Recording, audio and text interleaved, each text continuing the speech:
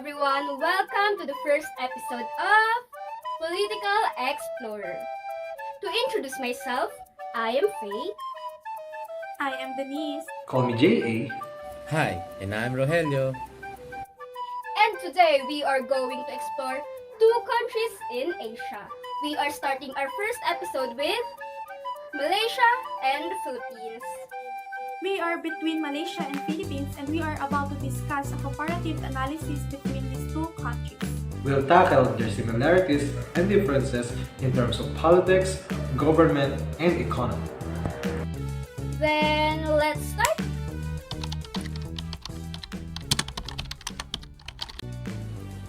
Malaysia is a country that has a deeply rooted historical connection with the Philippines. Malaya Archipelago, the largest group of islands in the world, consists of Indonesia, Malaysia, and the Philippines. Malaysia is a Southeast Asian country. Malaysia's environment features are mountains, mangrove swamps, low plains, and sandy beaches. More than 60% is covered by rainforests. The Philippines, on the other hand, is an island country also from Southeast Asia. Most of the Philippines' vegetation is indigenous and largely resembles that of Malaysia. The plantain trees of the coastal areas, including the mangrove swamps, are practically identical to those of similar regions throughout the Malay archipelago. Himalayan elements occur in the mountain of northern Luzon, while a few Australian types are found at various altitudes.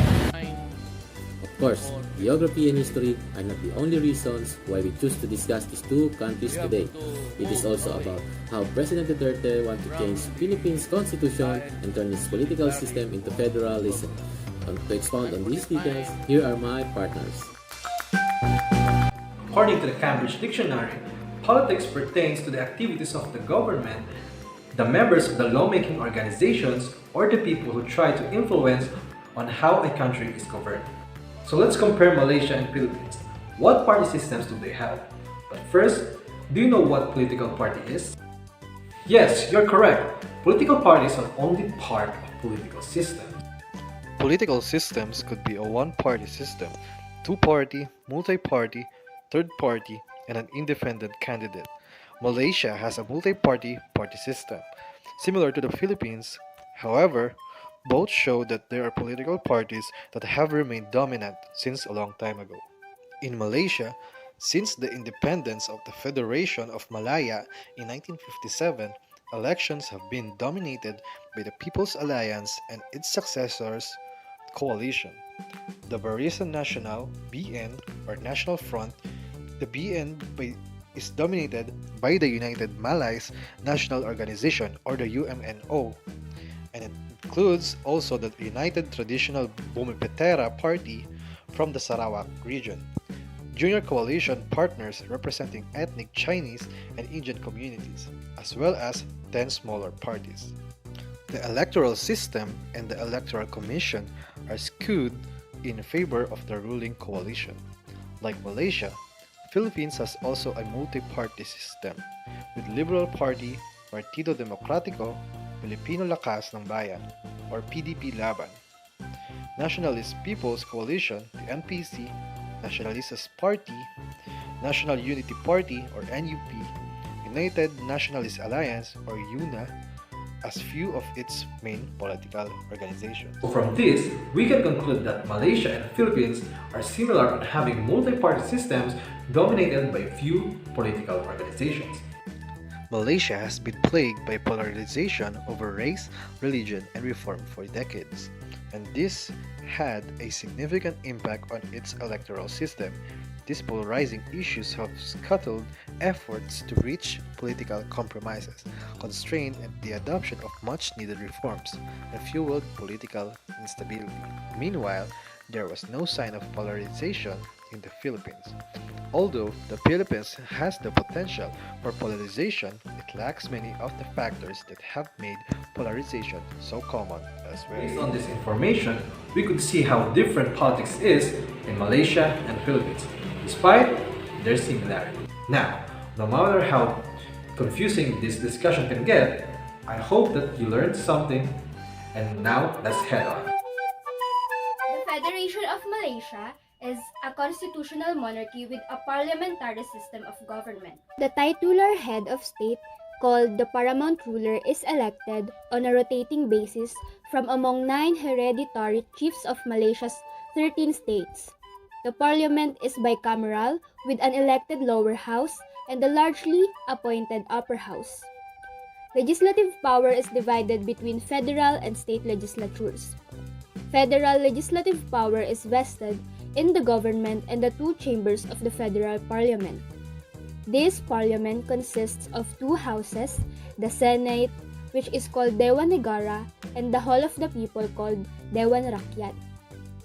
Executive power lies in the cabinet, led by the Prime Minister, who must be a member of the lower house and command a majority.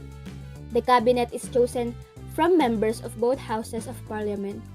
The Prime Minister of Malaysia is appointed by the Yang di-Pertuan Agong, who also appoints the cabinet on the advice of the Prime Minister. Malaysia has two constituencies of law. One is for the entire nation and is set by parliament and requires 2/3 majority to amend. The second is Sharia or Islamic law, which applies to Muslims. The states normally determine Sharia. The judiciary branch is considered as the highest court and the final appellate court in Malaysia, and the justices are appointed by the monarch on advice of the Prime Minister. Under the 1987 Constitution, the Philippines is a republic with a presidential form of government wherein power is equally divided among its three branches: executive, legislative, and judiciary. One basic corollary in a presidential system of government is the principle of separation of powers, wherein legislation belongs to Congress, execution to the executive, and settlement of legal controversies to the judiciary. Based on U.S. common law, the 1987 Constitution contains a Bill of Rights and provides for a judiciary with the Supreme Court at its apex. Although President Duterte has endorsed a draft federal constitution to the houses of Congress for their consideration, which has not been amended so far, it is becoming an issue whether the Philippines could change into a federal state, which Malaysia is. So from here, we can see that Malaysia and the Philippines are both similar in terms of having three roles consisting of the executive, the legislative, the judiciary, and its government.